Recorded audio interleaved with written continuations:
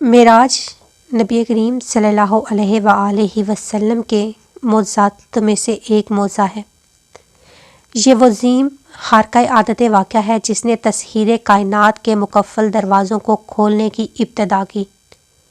انسان نے آگے چل کر تحقیق و جستجو کے بند کواڑوں پر دستک دی اور خلا میں پیچیدہ راستوں کی تلاش کا فریضہ سر انجام دیا۔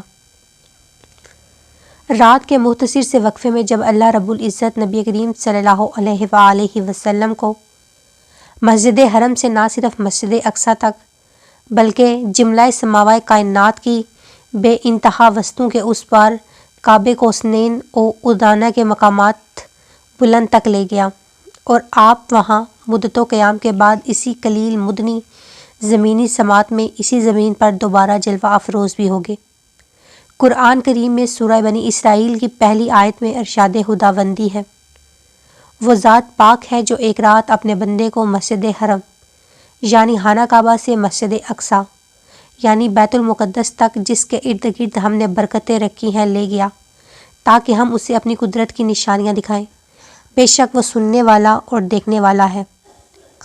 رجب کی 27ویں شب کو اللہ کے پیارے نبی حضرت محمد صلی اللہ علیہ وآلہ وسلم کو معراج کا شرف عطا کیا گیا۔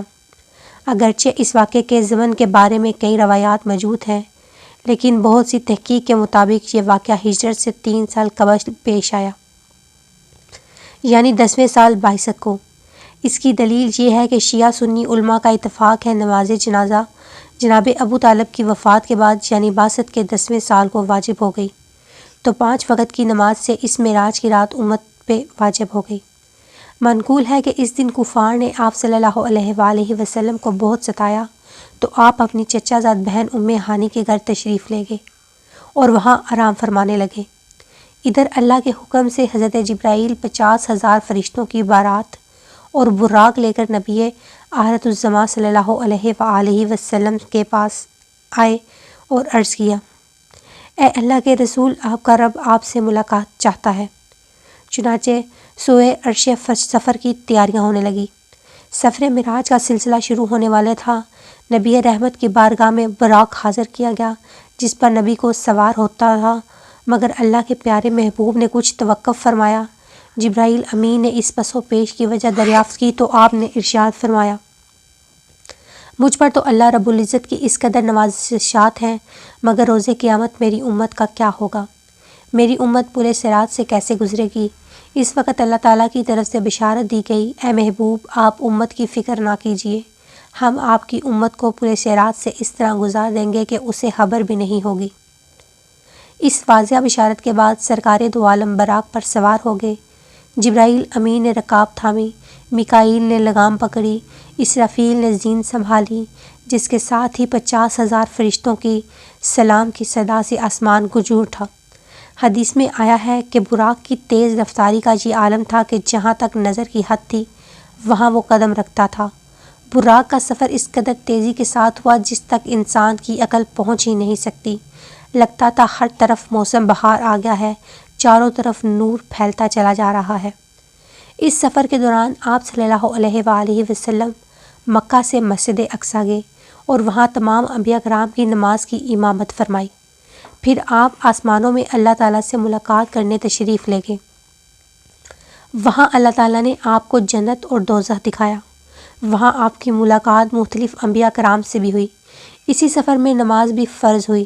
معراج جسمانی اور روحانی ایک اختلافی مسئلہ رہا ہے، مگر احادیث صحیحہ اور روحانی تفسیریں معتبرہ اس بات کی نشاندہی کرتی ہیں کہ معراج جسمانی تھی اور خدا کے رسول نے فرش سے عرش تک بلکہ کعبے کوسین اور ادنیٰ تک کی منزل اپنے اسی جسم نازنین حاقی کے ساتھ طے کی۔ رسول صلی اللہ علیہ وآلہ وسلم سے اللہ تعالیٰ نے پردے میں بات کرنے کا شرف دیا اور کسی کو حاصل نہیں یہ شرف۔ کائنات کی اس افضل ترین رات میں اللہ تعالیٰ نے حضرت محمد کو 50 نمازیں بطور تحفہ دی، جن کی تعداد بعد میں کم کر کے 5 کر دی گئی۔ معراج اس روحانی اور جسمانی سفر کا نام ہے جس میں ان حضرت کو آسمانوں کی سیر کروائی گئی۔ اس کا ذکر سورہ نجم میں بھی ہے۔ اسرا جسمانی اور روحانی سفر کا دوسرا مرحلہ ہے جو آپ کو مکہ سے بیت المقدس تک کرایا گیا۔ اس کا ذکر سورہ بنی اسرائیل میں بھی ہے۔ معراج کا واقعہ جس رات پیش آیا، اس رات نبی کریم اپنے چچا زاد بہن ام ہانی کے گھر مقیم تھے۔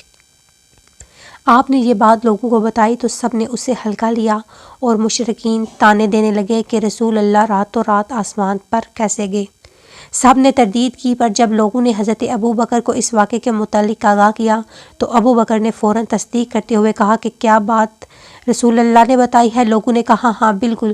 ابو بکر نے کہا رسول اللہ نے بتائی ہے، پھر تو سچ ہے۔ حضرت ابو بکر کے اس بات نے رسول صلی اللہ علیہ وآلہ وسلم کو بہت متاثر کیا اور آپ صلی اللہ علیہ وآلہ وسلم نے حضرت ابو بکر کو صدیق کا لقب دیا۔ مکہ کا ایک شخص جو شام اور فلسطین زیادہ سفر کیا کرتا تھا آیا اور بولا، اگر آپ واقعی راتوں رات مسجد اقصیٰ اور پھر آسمانوں میں گئے تو مجھے مسجد اقصیٰ کا پتہ ہے، میں آپ سے سوالات پوچھتا ہوں، آپ جواب دیں۔ پھر اس شخص نے رسول صلی اللہ علیہ وآلہ وسلم سے مسجد اقصیٰ اور اس کی حد و حوال کے متعلق بے شمار سوالات کیے اور رسول اللہ نے سب کے ٹھیک ٹھیک جوابات دیے۔ اس شخص نے رسول صلی اللہ علیہ وآلہ وسلم کے تمام جوابات کو درست فرمایا۔